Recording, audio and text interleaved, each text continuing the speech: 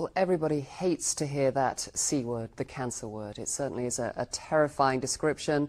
Nobody wants to ever hear it, Dr. Templeman, but I know that you believe that the mangosteen can really help in that direction, certainly with tumours. Well, in fact, what I wrote in the Mangosteen, the X Factor, was that it was an anti-tumor effect. And here again, we have to go back to the idea that we're working in petri dishes with cultures of human cancer cells. So, taking human cancer cells from breast, from lung, from liver, leukemia, which is of course a blood type of cancer, and I know that there is a research project going on right now with ovarian cancer.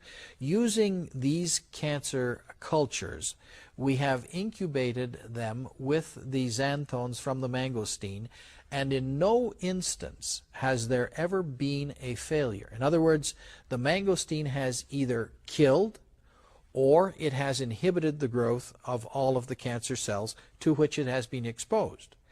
And in fact, in Taiwan, at the university that studies Chinese medicine and compares it to Occidental medicine, there was a comparison done with regard to stomach cancer, breast cancer, and primary liver cancer, and they compared one of the xanthones from the mangosteen, a substance called garcinone E, to 6 cancer chemotherapy drugs which are standardly used today, and it outperformed 5 of them.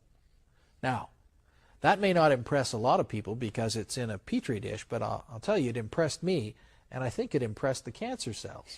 So I really do believe that there is reason to be optimistic about this in the use of cancer therapy. However, I would never recommend that anyone stop their standard cancer therapy, whether they're receiving chemotherapy or whether they're having radiation or any other type of cancer therapy, in favor of this. I would suggest that it be added to it, and that when some outcome comes, who cares who got the credit? But I have seen remarkable things happen with regard to cancer when folks have used the mangosteen as well as everything else at their disposal. Doctor, I think you have everybody's attention now. Yeah, you mentioned that it was a scary word, the C word, the cancer word. I believe the reason why it's so scary is that you could ask any physician and find an oncologist, that's what they do for a living, and ask, what is the cure to cancer? There is none. And there is none. And I know oncologists do the best job they can with the drugs that they have.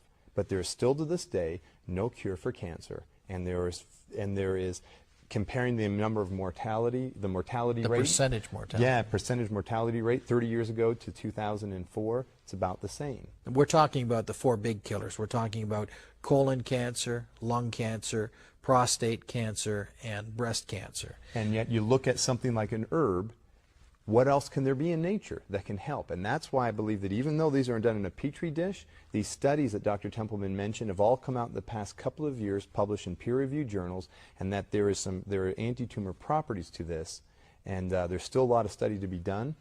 There's a lot of promise in this fruit. You certainly have a lot of people's attention right now.